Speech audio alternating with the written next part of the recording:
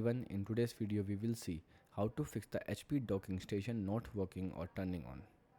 Step by step troubleshooting guide. The fix 1, perform a hard power reset. So disconnect all cables from the docking station including the power cable and USB-C Thunderbolt cable. Unplug the power adapter from the wall outlet. Leave the docking station completely disconnected for at least 30 seconds. Now connect the power adapter directly to the wall outlet, avoiding surge protection or power strip during testing. Now reconnect the dock to your laptop and check whether the power LED turns on. Fix 2, check cable and physical connection. Disconnect and reconnect the USB-C or Thunderbolt cable firmly on both ends.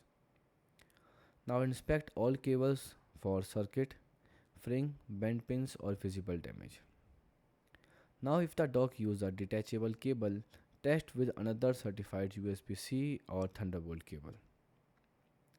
Now clean the laptop USB-C port using compressed air or a soft brush to remove dust and drip.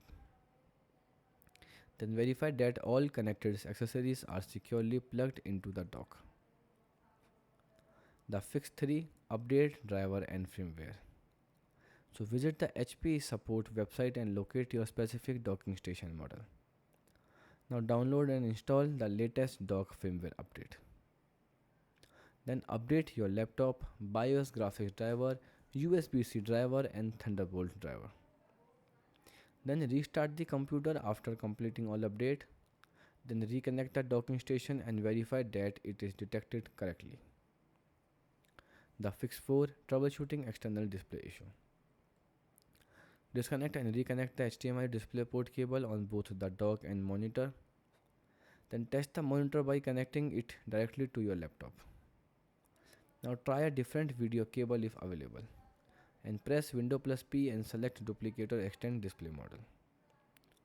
Now check whether Windows detection detect the external monitor in display setting. Fix 5, check laptop power requirement. So use the original HP power adapter supplied with the docking station. Confirm that the adapter voltage matches the dock requirement. Then avoid third party or lower voltage charger whenever possible. Then ensure the power adapter is firmly connected to both the dock and the wall outlet.